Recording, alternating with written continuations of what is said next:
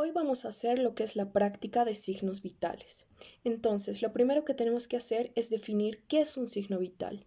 Un signo vital se define como toda manifestación objetiva y mesurable de vida que tiene que estar presente constante y permanentemente en un ser humano. Entonces, bajo esa definición, vamos a mencionar todos los signos vitales que conocemos, que son la presión arterial, la temperatura, el pulso arterial, que tiene la característica de la frecuencia de pulso o frecuencia cardíaca, la respiración, que tiene la característica de la frecuencia respiratoria, la oximetría de pulso, que nos va a medir la saturación de oxígeno que existe en una persona, y muchos autores meten dentro de estos signos vitales lo que es la glucometría para medir el nivel de glucosa en sangre y el llenado capilar. Algunas consideraciones generales que tenemos que tener antes de tomar el examen de signos vitales o un examen de cualquier tipo tienen que ser primero el ambiente. El ambiente tiene que ser privado, tiene que ser cómodo para el paciente donde se sienta seguro y tiene que estar muy bien ventilado y muy bien iluminado. Nosotros tenemos que estar vestidos con la indumentaria correcta, es decir, nuestra bata que siempre tiene que estar limpia para dar una buena impresión y además cuidar ciertos aspectos de nuestra imagen corporal, como ser en el caso de las chicas que el cabello esté siempre recogido, evitar cualquier tipo de esmalte o el uso de cualquier tipo de collar, de arete o de pulseras, y en el caso de los hombres igual estar con el cabello bien cuidado y de preferencia no tener barba o en el caso de que la tuvieran que esté siempre bien cuidada. Los materiales que vamos a necesitar para esta práctica son el tensiómetro, el estetoscopio, un envase con torundas de algodón secas y un envase con torundas de algodón empapadas en alcohol. Aparte tenemos un botecito de alcohol, que puede ser alcohol en gel o alcohol líquido como prefieran, y nuestro termómetro de mercurio. El primer signo vital que vamos a ver es la temperatura. La temperatura se define como un equilibrio entre la ganancia de energía, es decir, calor, y la pérdida de esta misma energía, es decir, también calor, a través del metabolismo del cuerpo humano, principalmente generado en tres sitios: el cerebro, el hígado y los riñones. Entonces, hablando primero, antes de pasar a la práctica, hablando de conceptos más teóricos, vamos a ver valores normales y anormales. En la cavidad oral, los valores normales de la temperatura son de 36,5 a 37,2. Vamos a hablar de febrícula cuando tengamos valores de 37,3 a 38,4. Hablamos de fiebre moderada con valores de 38 a 39.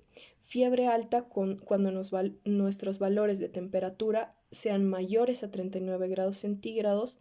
Hiperpirexia cuando nuestros valores sean más de 41 grados centígrados, y dentro de estas definiciones también entra la definición de hipotermia, que nosotros vamos a decir que un paciente está en hipotermia cuando tenga una temperatura corporal de menos de 35 grados centígrados.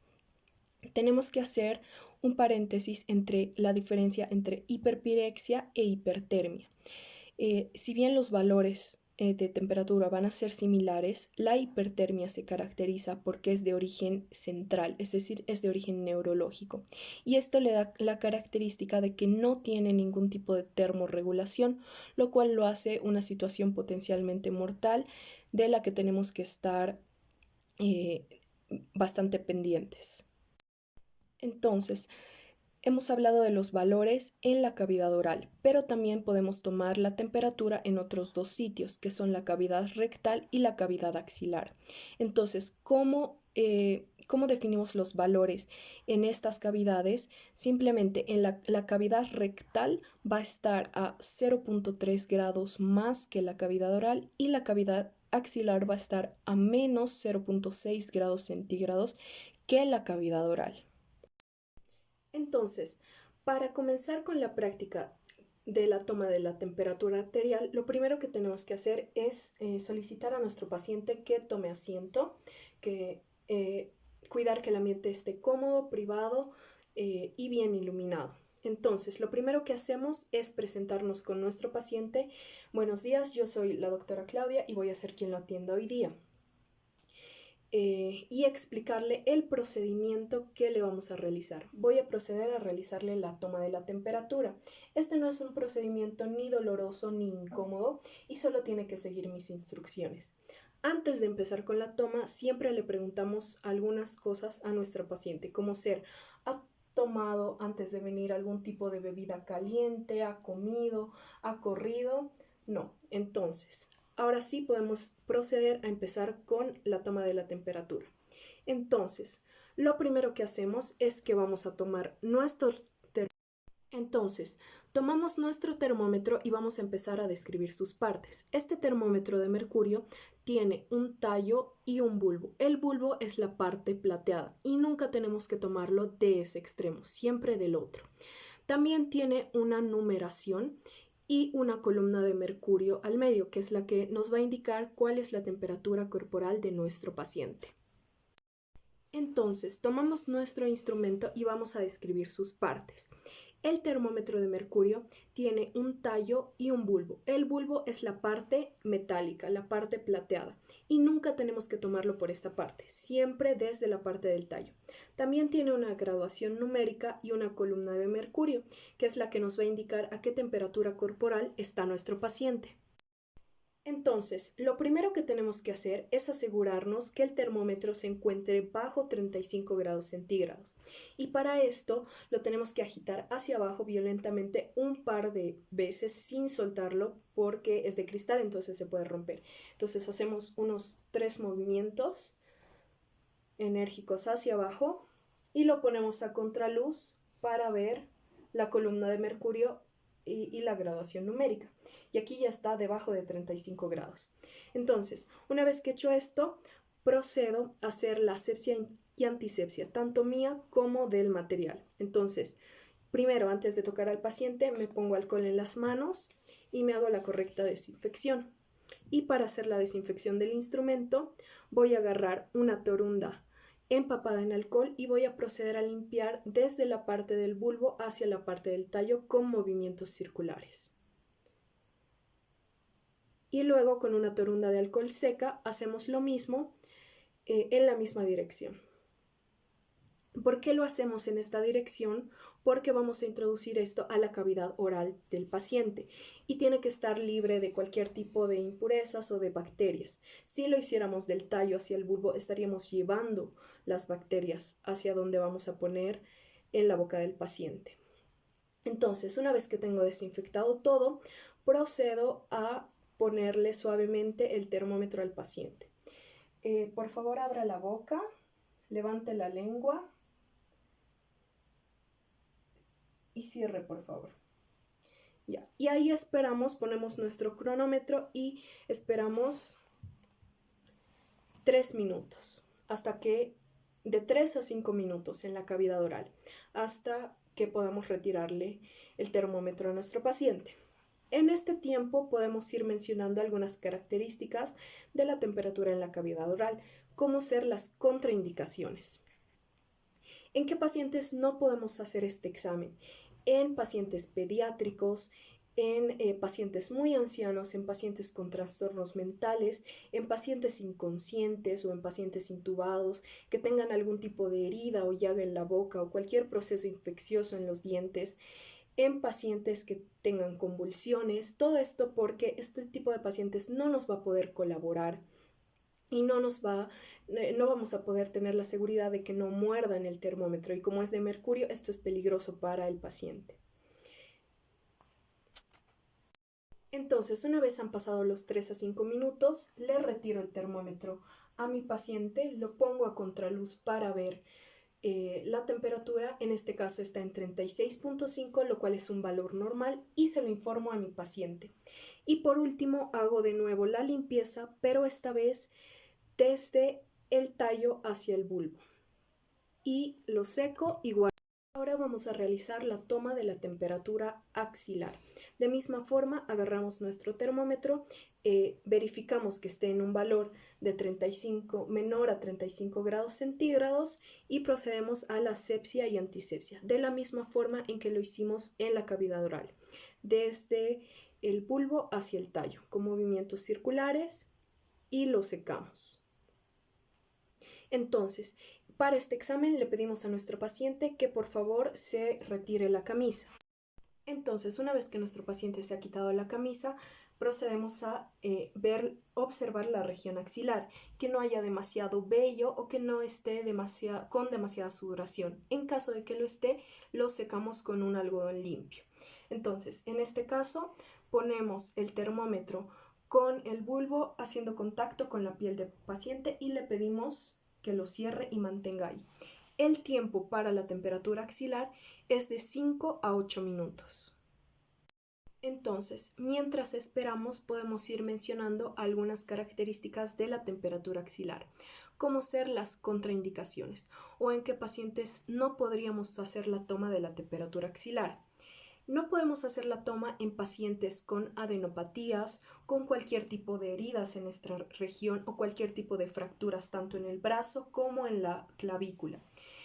Tampoco podemos hacerlo en pacientes que estén demasiado delgados porque se va a formar lo que es un hueco axilar y no va a haber no va a haber piel que me permita hacer la toma de la temperatura en esta región. Tampoco podemos hacerlo en pacientes que tengan una sudoración profusa o demasiado vello axilar, porque esto igual nos va a alterar todo lo que es el examen.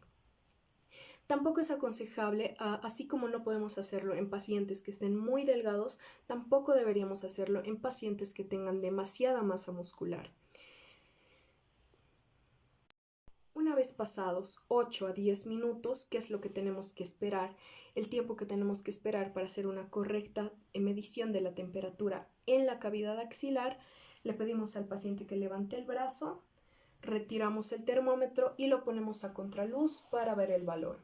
En este caso está en 36 grados centígrados, que se corresponde a la temperatura que yo había tomado en cavidad oral. Hay que recordar que en cavidad axilar siempre está a menos 0,6 grados centígrados que en la cavidad oral. El último paso es volver a desinfectar el termómetro antes de guardarlo. Esta vez lo voy a hacer desde el bulbo hacia el tallo, desde el tallo hacia el bulbo con movimientos circulares y lo secamos con una torunda de alcohol seca. Y lo guardamos en su recipiente, siempre con la parte del bulbo hacia el fondo del recipiente. Le informamos a nuestro paciente sus valores de temperatura. Usted tiene una temperatura con valores normales.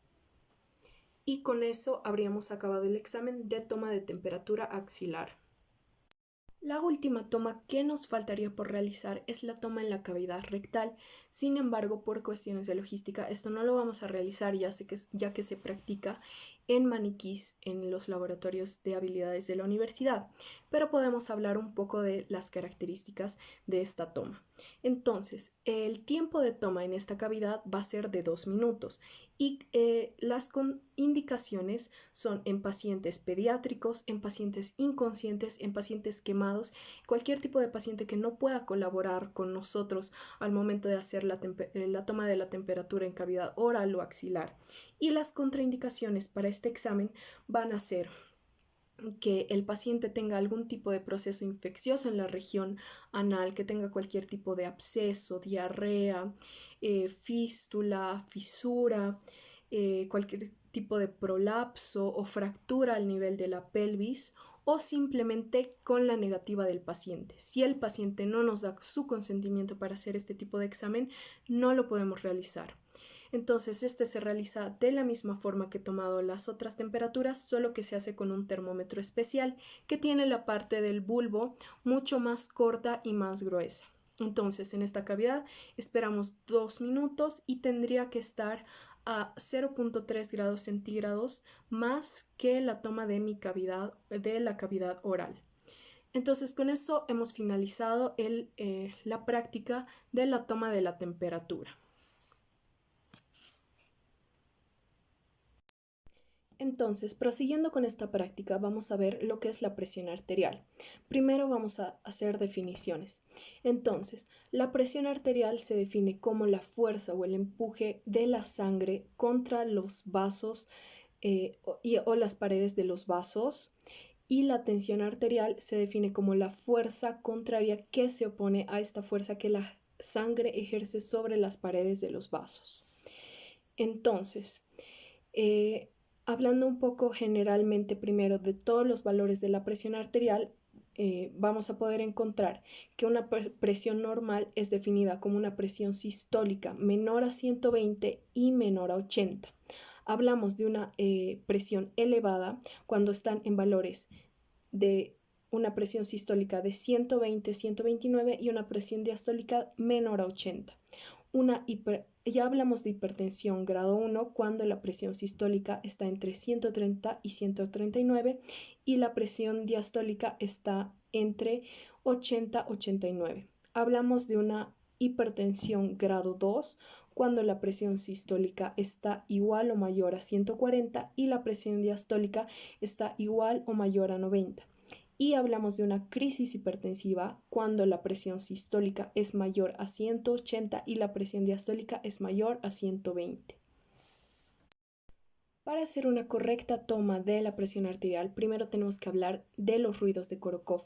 Estos son los ruidos que vamos a poder auscultar a la hora de que nosotros hagamos la toma de la presión arterial y son 5, que van a tener 5 se pueden definir como 5 fases de los ruidos de Korokov.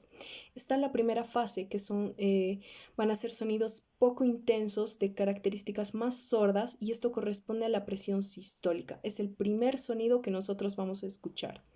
Luego pasa una segunda fase, que los sonidos se hacen mucho más audibles, más soplantes. De ahí vamos a pasar a una tercera fase, en que los ruidos van a ir tomando una tonalidad más seca, más retumbante. Y luego pasamos a la cuarta fase, donde va a haber un marcado cambio de tono que nosotros vamos a poder escuchar a la hora de auscultar. Es decir, por ejemplo, si estaba en una tonalidad constante, yo voy a poder escuchar un cambio de tono, se va a hacer un poco más sordo, se va a hacer un poco más seco, más retumbante. Y eso me indica la cuarta fase. Y en esta cuarta fase yo voy a tomarla como mi nivel de presión diastólica. Entonces, el primer ruido que escuche va a ser mi presión sistólica y cuando es la tonalidad de ese ruido yo la escucho cambiar, que va a corresponder a la cuarta fase, va a ser mi valor de presión diastólica. Y por último hay la quinta fase donde los sonidos completamente desaparecen. Hablando un poco teórico, antes de entrar a la parte netamente práctica, hablamos de las indicaciones y las contraindicaciones más bien de la toma de este examen. No podemos tomarlas en pacientes que han hecho ejercicio antes de venir a la consulta, que han venido corriendo, pacientes que han fumado, que han tomado café, que han comido justo antes de la consulta, en pacientes que tengan fístula arteriovenosa o cualquier tipo de cateterismo braquial o linfedema, no podemos tomar la presión en ese lado. Podríamos hacerlo en el lado contrario. Ahora, una duda que muchos tienen es ¿qué lado es el mejor para tomar la presión arterial? Es indistinto. Podemos hacerlo tanto en el derecho como en el izquierdo y la variación de la toma de la presión arterial en un brazo y en el otro no debería superar los 5 milímetros de mercurio. Dentro de las definiciones también vamos a hablar sobre qué es la hipotensión ortostática. La hipotensión ortostática se va a definir cuando yo haga una medición de presión en mi paciente y otra medición consecuente cuando éste esté parado.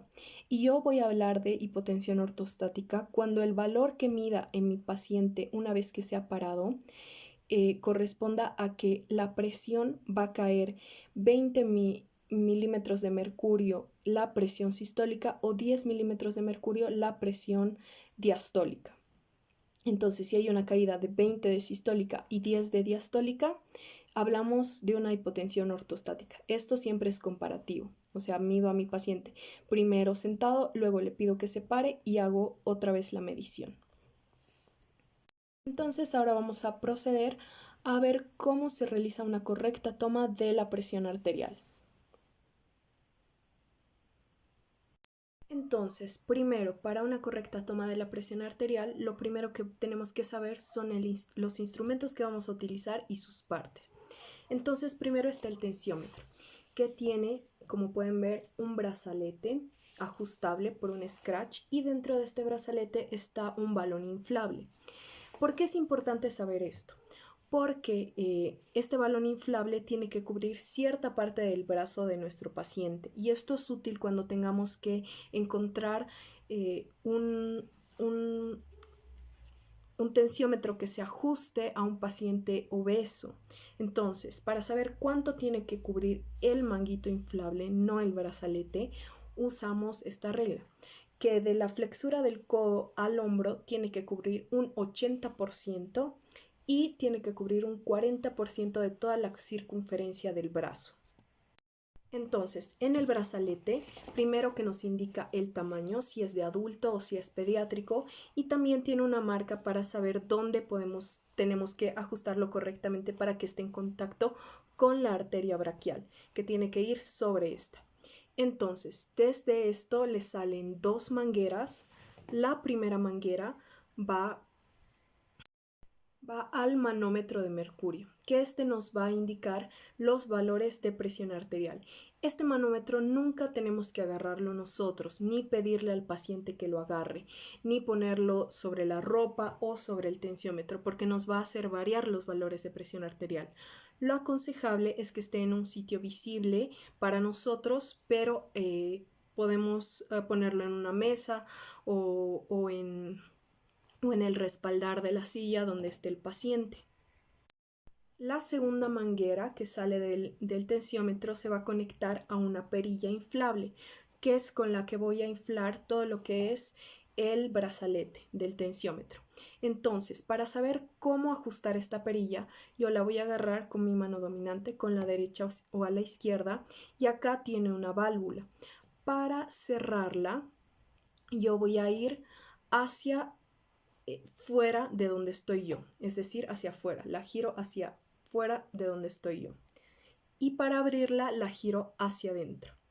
Entonces, ¿cuál es la velocidad a la que nosotros tenemos que desinflar al hacer la toma de la presión arterial?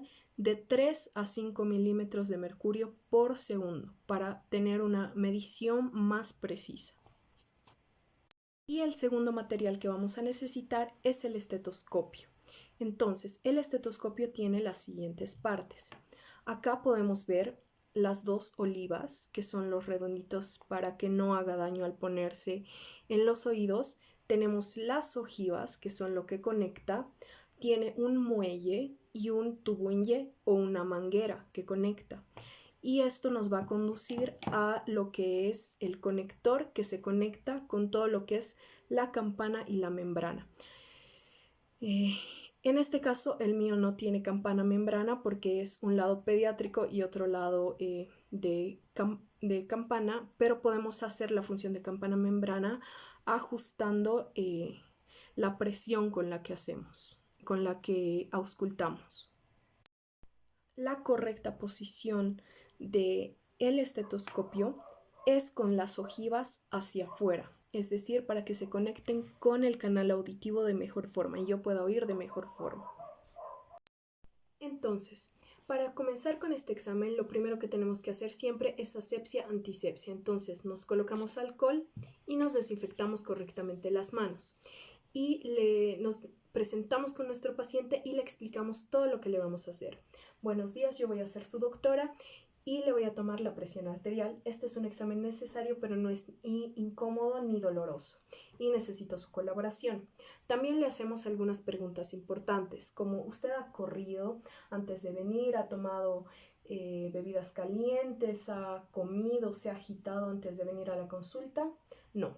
Entonces podemos proceder a empezar con el examen.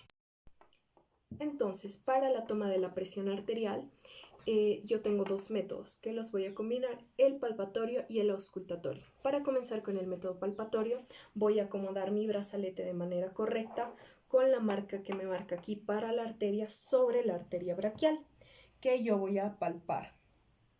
Entonces, coloco sobre la marca y lo ajusto. Mi brazalete tiene que estar a 2 a 3 traveses de dedos de la flexura del codo y tiene que permitirme meter un dedo, es decir, no tiene que estar ni tan ajustado ni tan suelto. Entonces, lo que voy a hacer es cerrar mi perilla y voy a proceder a palpar el pulso radial de mi paciente con la técnica de 3 dedos. Una vez que encuentro el pulso radial, voy a empezar a insuflar hasta que yo note que este pulso desaparece por completo. Entonces empiezo a insuflar. Ya, ahí noto que el pulso de mi paciente desaparece. Está en un valor de 110, entonces yo me acuerdo ese valor. Tomo rápidamente mi estetoscopio, me lo coloco y voy a colocar al lado para poder auscultar. Y voy a insuflar 20 a 30 milímetros de mercurio más que el valor en que yo he notado la desaparición del pulso radial. Entonces, empiezo a insuflar y una vez que he llegado al valor, voy a ir desinflando lentamente, a razón de 2 a 3 milímetros de mercurio. Ya. Entonces, he prestado atención a los sonidos que yo he escuchado mientras